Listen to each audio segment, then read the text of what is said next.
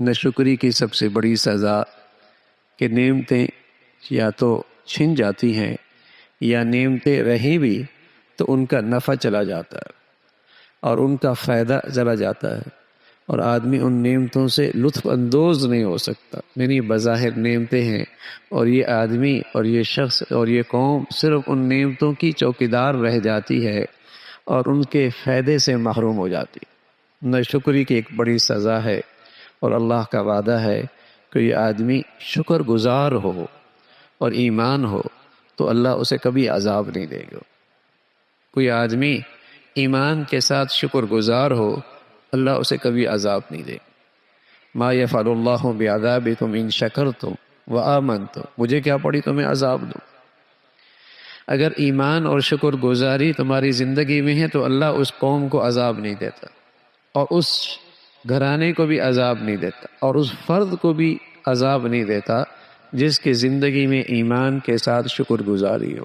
یعنی ایمان کے ساتھ شکر گزاری نعمتوں کی حفاظت کا بہت بڑا ذریعہ ہے، نعمتوں کے محفوظ ہونے کا بہت بڑا ذریعہ ہے، بلکہ اللہ کا وعدہ ہے کہ نعمتوں کے اضافے کا بھی ذریعہ ہے، نعمتوں کے اضافے کا بھی ذریعہ ہے۔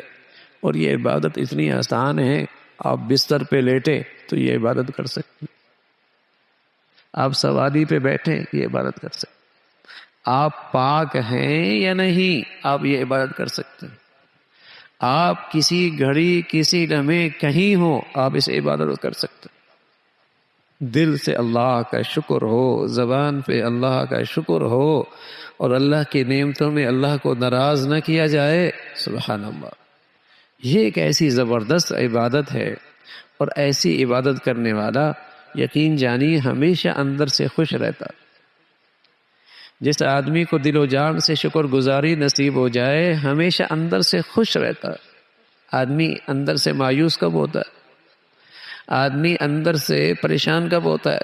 جب اس کے ذہن میں یہ بات بیٹھ جائے، مجھے یہ کیوں نہیں ملا، میرے ساتھ ایسا کیوں نہیں ہوا، مجھے تو یہ بھی ملنا چاہیے تھا، اور یہ چیز کیوں چلی گئی۔ یہ چیز اس کی زندگی میں غم لے کے آتی۔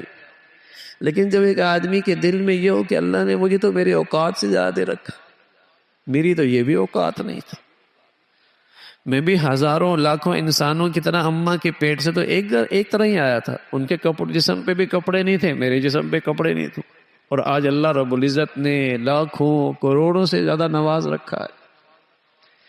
یہ چیز اگر دل میں آ جائے اور زبان پہ اس کے تذکرے ہوں، اور پھر اللہ کی نعمتوں میں اللہ کی فرما برداری ہو، ایسا آدمی ہمیشہ خوش رہتا۔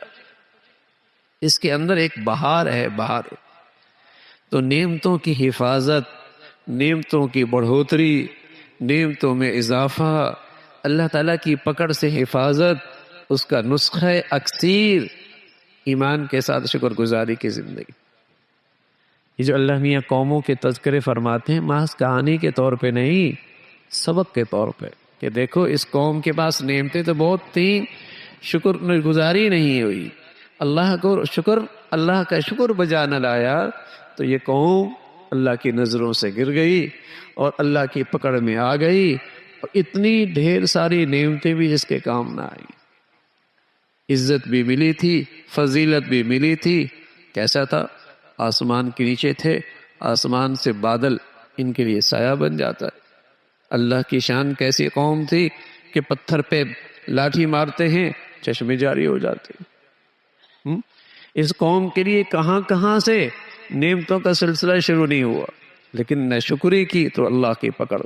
تو اللہ تعالیٰ ہمیشہ ہمیں اپنی زندگیوں میں شکر گزاری کی دولت نصیب فرمائے، اور شکر والی عبادت نصیب فرمائے، ہمارے بچوں کو بھی نصیب فرمائے، ہماری بچیوں کو بھی نصیب فرمائے۔ آج اولادیں ماں باپ کی نافرمان ہیں، اور ان کے دلوں میں ایک شکوہ ہے، ابا نے کیا کیا ہے ہمارے لیے، اماں نے ہمارے ساتھ کیا ہی کیا ہے۔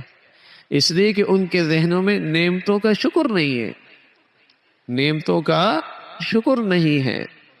ہر آدمی جب بندوں کی ناشکری کر رہا ہے تو وہ محسن حقیقی کا شکر گزار کیسے ہوگا، جو تو غیب میں ہے، جو تو پردے میں ہے، جس کا تعلق ہی ایمان سے ہے۔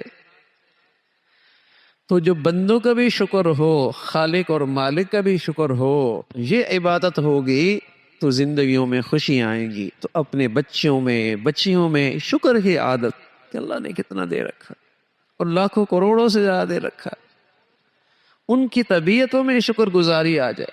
آج شکوے ہیں، آج شکایت ہے، آج ناشکری ہے، اور یہی زندگی کو پریشان کر رکھی ہے اسی چیز نے۔ اللہ تعالیٰ شکر والی زندگی نصیب فرمائے۔